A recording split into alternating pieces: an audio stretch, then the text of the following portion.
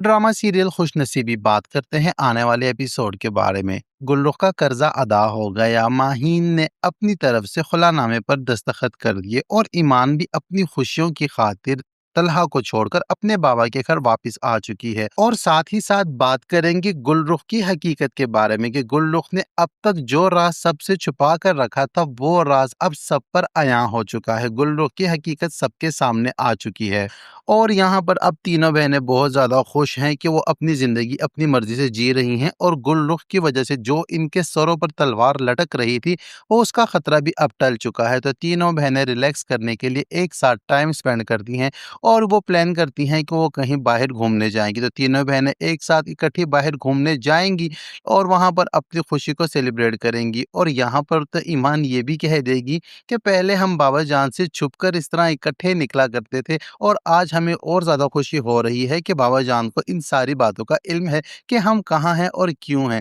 खैर वो अपनी खुशी सेलिब्रेट करते हैं, लेकिन यहाँ पर माहीन के दिल में अभी भी कुछ खदशात बाकी हैं क्योंकि माहीन जानती है कि खुलानामे पर तो उसने दस्तखत कर दिए हैं मगर निहाल ने अभी तक कोई दस्तखत नहीं किए और निहाल इतनी आसानी से माहीन की जान छोड़ने वाला भी नहीं है। इस बात का डर अभी भी माहीन को सता रहा है और ऐसा ही होगा। आने वाले एपिसोड में हम देखेंगे कि निहाल जब जेल से निकल आएगा तो उसका सामना बीच सड़क में माहीन से हो ही जाएगा और वो माहीन को फिर से डराने की और धमकाने की कोशिश करेगा, लेकिन माहीन उसको यही कहेगी कि मेरी तरफ से तो ये रिश्ता खत्म हो चुका है, मैंने खुलानामे पर दस्तखत कर दिए हैं और बहुत जल्दी अदालत ये काम तुमसे भी करवा देगी, तो लिहाजा मैं अब तुम्हारी बीवी नहीं रही, तो तुम भी कोशिश किया करो कि मेरे सामने ना आओ और अगर आइंदा से तुम मेरे सामने इस तरह आए और मुझे तंग करने की कोशिश की तो याद रखना कि तुम्हें इसकी कड़ी सजा मिलेगी। और यही शिकायत लेकर माहीन जो है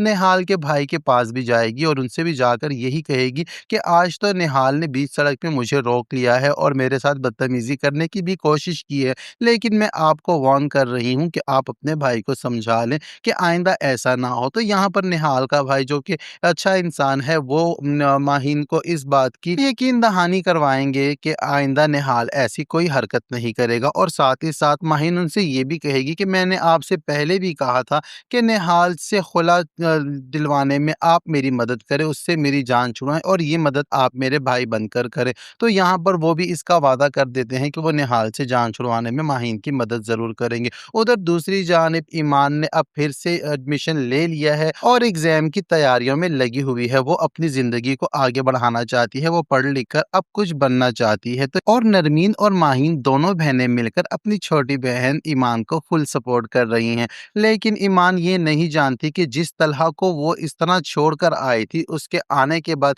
तलहा की ज़हनी कैफ़ियत जो है वो अब बहुत ही ज़्यादा डिप्रेशन का शिकार हो चुका है और पहले भी तलहा की ज़हनी कैफ़ियत जो थी कुछ ख़ास ठीक नहीं थी। वो अपनी मेडिसिन्स लेता था, लेकिन ईमान के छोड़कर आ जाने के बाद वो कैद तन्हाई में पड़ गया था और उसको बार-बार उसी के ख़यालात आ रहे थे कि उसने ठीक किया या बुरा किया। तो ये सारा डिप्रेशन जो है उसके ज़हन पर बहुत ज़्यादा असर करता है, यहाँ तक कि वो बेचारा हॉस्पिटल तक पहुँच जाता है। और जब इस बात का पता ईमान को चलता है कि यहाँ पर तलहा हॉस्पिटल में एडमिट है और उसकी हालत ठीक नहीं है, तो वो अपने बाबा जान से पूछती है, उनसे डिस्कस करती है कि क्या मुझे उसको देखने जाना चाहिए या नहीं। तो यहाँ पर जो उसके बाबा जान हैं, वो अपनी बेटी को यही कहते हैं कि चाहे कुछ भी हो जाए, वो तुम्हारा शौहर है और इस वक़्त वो बीमार है। अभी तो उसको तुम्हारी ज़रूरत है बहुत ज़्यादा और तुम्हें उसके पास जाना चाहिए। मैं तुम्हें उसके पास जाने से रोकने वाला बिल्कुल भी नहीं हूँ। तो अपने बाबा जान की बात मानते हुए और साथ ही साथ ईमान का अपना भी दिल चाहता है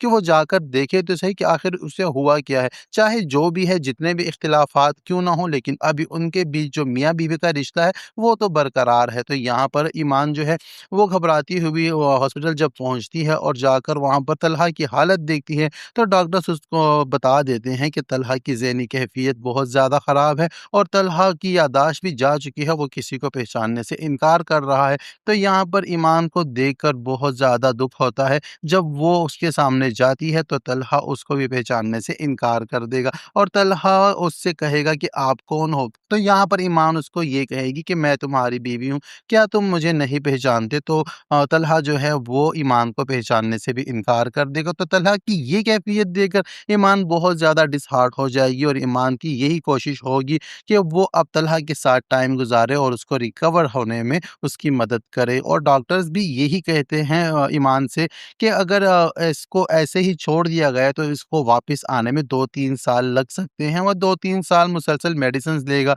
इलाज करवाएगा तो तब जाकर इसकी हालत ठीक हो जाएगी। और अगर इसको अच्छी केयर मिले और इसका ख़्याल रखा जाए और इसको इसकी पुरानी बातें याद दिलाई जाएँ, इसके घर में इसका ख़्याल रखने वाला कोई हो तो जो है बहुत जल्दी रिकवर कर जाएगा। तो यहाँ अब ईमान ये फ़ैसला करेगी कि वो अपने बाबा जान के पास नहीं बल्कि अपने शौहर के घर उसके पास रहेगी और उसकी खिदमत करेगी। तो आपको क्या लगता है कि ईमान का ये फ़ैसला ठीक है या नहीं? कमेंट करके हमें ज़रूर बताएँ। और अब बात करते हैं उस राज़ के बारे में जो गुलरुख ने सबसे छुपा कर रखा था। अब तक हम सबको ये लगता था कि गुलरुख गैर शादीशुदा है और वो जो है हुमायूं पर डोरे डाल रही है और उसकी दूसरी बीवी बनने के लिए बेचैन है और उससे दिल से और सच्ची मोहब्बत करती है। लेकिन यहाँ पर जो राज़ खुला है कि गुलरुख पहले से शादीशुदा है। ना सिर्फ हुमायूं शादीशुदा है बल्कि गुलरुख भी पहले से शादीशुदा है और उसने अपना ये राज़ सबसे छुपा रखा है। और अब आगे आकर ये पता चलेगा कि आखिरकार गुलरुख के साथ ऐसा क्या हुआ कि गुलरुख अपने शौहर के साथ इतनी नफ़रत करती है और उसके नाम सुनने से भी डरती है और उसका नाम सुनते ही उसको एंग्ज़ायटी हो जाती है। क्योंकि ख़ून पर बात करते हुए